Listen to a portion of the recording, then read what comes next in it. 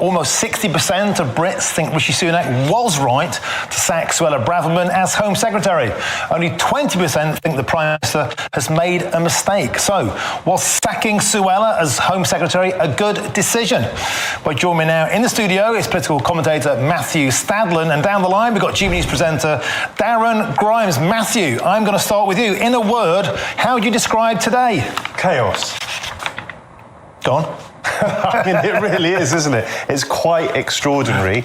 You did not see this coming. Very few people in the country saw this coming. Why do I describe it as chaos? Not because I don't think that David Cameron is a competent politician. I think he is a competent politician, and I can see, if you isolate the decision to appoint him as Foreign Secretary, I can see some sense in it at a time of turmoil around the world. It is good that we have someone of his stature in that role.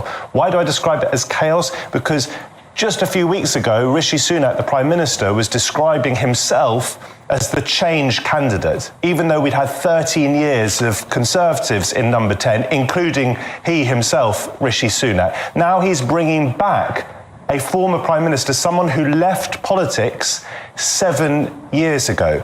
So this is not going to inspire confidence amongst the general population that Sunak knows what he's doing.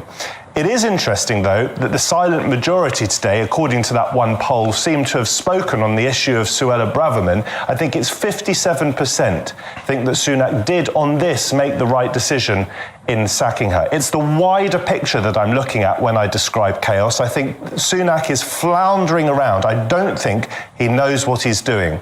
OK, Darren Grimes, when we last spoke, you said if Suella got the sack, the Tories would be toast. Do you still believe that?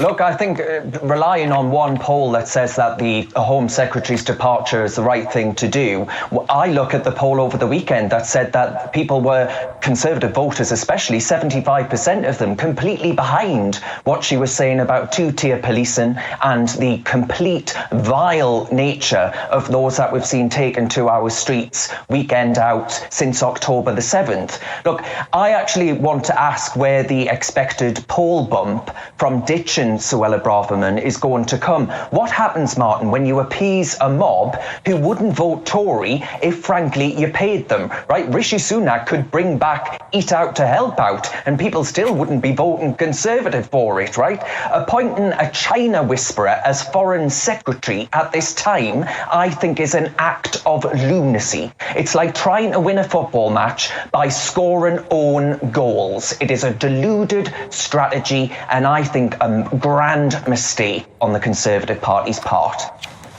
Matthew? No, just to continue with the football analogy, you could compare it to a team in relegation, in a desperate struggle for survival in the Premier League, bringing back an ageing striker in a desperate bid to convince the league that they deserve their place at the top table. I used that word chaos earlier, and I think voters sniff chaos. They can see it. It is politically toxic. And it's chaotic because I don't think Rishi Sunak knows what his strategy is for the next election.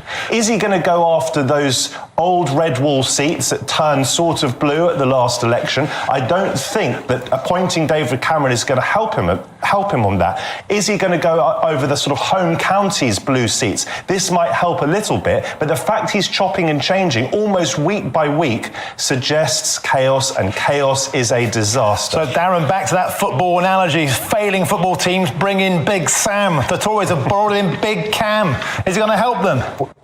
Well, look, Newcastle United at the moment are a team that's stretched more than goodness only knows what, but I'm not going to propose that we'll bring back Alan Shearer, am I? This is just a completely... it's a nutty thing to suggest, right? The Tories had this golden opportunity when you, Martin, in your former job as a MEP, stepped aside, the Brexit Party stepped aside in 2019, and the Conservatives were given a unique opportunity to actually scurry away from the snug, out-of-touch elite bubble that they were in. And now, with Braverman gone, it's Cameron's ghostly return. And it's a blinding signal, if you ask me, that the Tory bigwigs have actually ditched their backbone for a comfy spot in the Liberal elite's lap.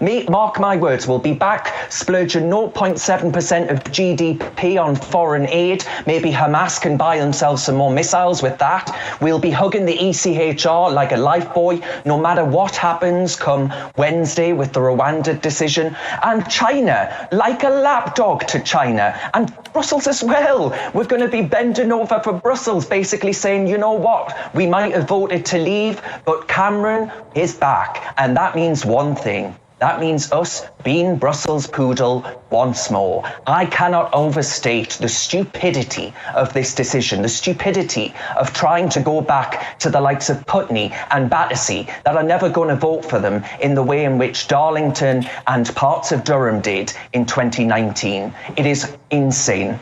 Could I just say at this point, right? If you want to win a general election, you really need to have unity in your own party. If you can't unify your own party, how can you bring the country together? How can you build an electoral coalition of voters who want to keep you in number 10, who want to keep the government? And this risks civil war within the Conservative Party. I think it was absolutely right decision to sack Suella Braverman. Last week she was fanning the flames when she should have been helping to put them out at a very sensitive time for this country and for the world. So I think the decision was right, but why was she there in the first place? She was there because Sunak needed her and reappointed her within 6 days of her losing her job under the disastrous Liz Truss administration. But politically, This is disastrous, not just because it looks like chaos, but because it risks civil war, because Braverman has her fans, don't make any mistake about it, within the Tory party, not just around the country amongst Tory party members, but in the House of Commons, and that's going to make Sunak's life very difficult. Darren.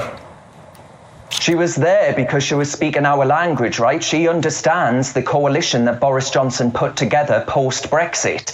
And I think this is a complete betrayal of the trust that people in parts of the world like this one put into the Conservative Party. Let's not forget that under David Cameron, if we're going back to 2015, Suella Braverman was the only part of that cabinet vocally standing against the unchecked tide of migration. That's a policy that under Cameron's time, they, of course, promised to cap time and again and never did. And now here we are, net 606,000 people and counting coming into the country. This isn't an EU problem anymore, right? This is a homegrown problem with our policymakers actually playing the Pied Piper's tune and bringing them all in here. So I just think that what Suella said over the weekend chimed with people, right? As I say, 75% of people that voted Conservative actually it resonated with them. They want to get rid of two-tier policing. They want common sense when it comes to speaking our language and actually doing what we want and what we voted for. And I think all of these things are being utterly betrayed in the return of Cameron. The worst return, frankly, since that rerun of Dallas. It was completely unnecessary and unwanted. OK, gents, I have to leave it there. We could carry on this debate all afternoon. Matthew Stadlin and Darren Grimes, fun, fair, firm and balanced as ever. Thank you, gentlemen. Superb stuff. Have you got what it takes to be a reasoned presenter? Well, send us a short clip of yourself to join@reasoned.uk and we might be seeing you on this very channel very soon indeed.